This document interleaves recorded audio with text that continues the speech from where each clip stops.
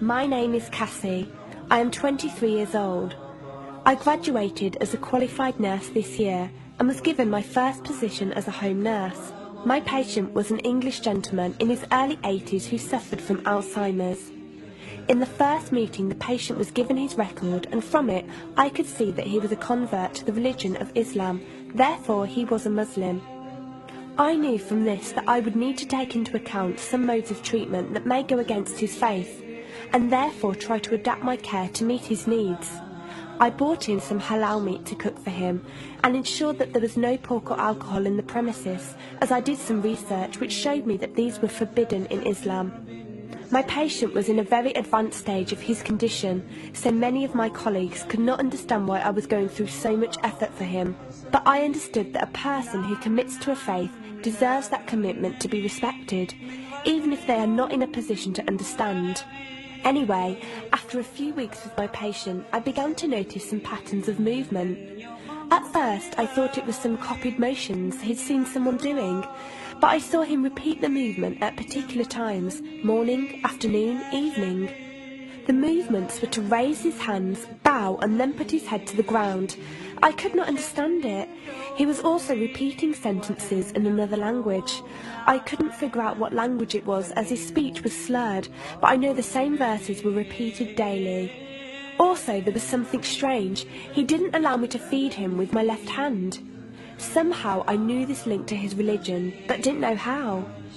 One of my colleagues told me about Talk as a place for debates and discussions. As I did not know any Muslims except for my patient, I thought it would be good to speak to someone live and ask questions. I went on the Islam section and entered the room True Message. Here I asked questions regarding the repeated movements and was told that these were the actions of prayer. I did not really believe it until someone posted a link on the Islamic prayer on YouTube. I was shocked. A man who has lost all memory of his children, of his occupation, and could barely eat and drink, was able to remember not only actions of prayer, but verses that were in another language. This was nothing short of incredible, and I knew that this man was devout in his faith, which made me want to learn more in order to care for him the best I could. I came into the Talk room as often as I could, and was given a link to read the translation of the Quran and listen to it. The chapter of the bee gave me chills, and I repeated it several times a day. I saved a recording of the Quran on my iPod and gave it to my patient to listen to. He was smiling and crying, and in reading the translation I could see why. I applied what I gained from Talk to care for my patient, but gradually found myself coming to the room to find answers for myself. I never really took the time to look at my life. I never knew my father. My mother died when I was 3. Me and my brother were raised by our grandparents who died 4 years ago, so now it's just the two of us. But despite all this loss, I always thought I was happy, content. It was only after spending time with my patient that I felt like I was missing something. I was missing that sense of peace and tranquility my patient, even through suffering, felt.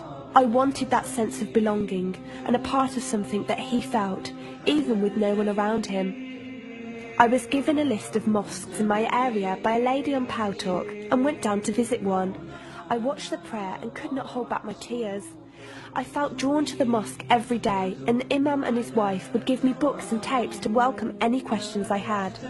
Every question I asked at the mosque and on Talk was answered with such clarity and depth that could do nothing but accept them. I have never practiced a faith, but always believed that there was a God. I just did not know how to worship him. One evening I came onto Talk, and one of the speakers on the mic addressed me. He asked me if I have any questions. I said no. He asked if I was happy with the answers I was given. I said yes. He then asked what was stopping me accepting Islam. I could not answer. I went to the mosque to watch the dawn prayer. The imam asked me the same question. I could not answer. I then went to tend to my patient. I was feeding him, and as I looked into his eyes, I just realised he was brought to me for a reason, and the only thing stopping me from accepting was fear. Not fear in the sense of something bad, but fear of accepting something good and thinking that I was not worthy like this man. That afternoon I went to the mosque and asked the imam if I could say my declaration of faith, the Shahada.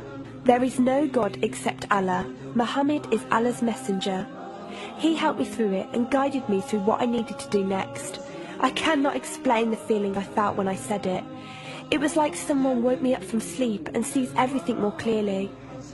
The feeling was overwhelming joy, clarity, and most of all, peace. The first person I told was not my brother, but my patient. I went to him, and before I even opened my mouth, he cried and smiled at me. I broke down in front of him. I owed him so much. I came home and logged onto Paltalk and repeated the Shahada for the room. They all helped me so much, and even though I had never seen a single one of them, they felt closer to me than my own brother.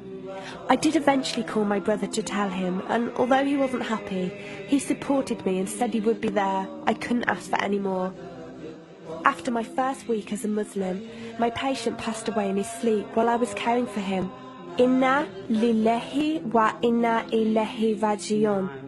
He died a peaceful death, and I was the only person with him. He was like the father I never had, and he was my doorway to Islam.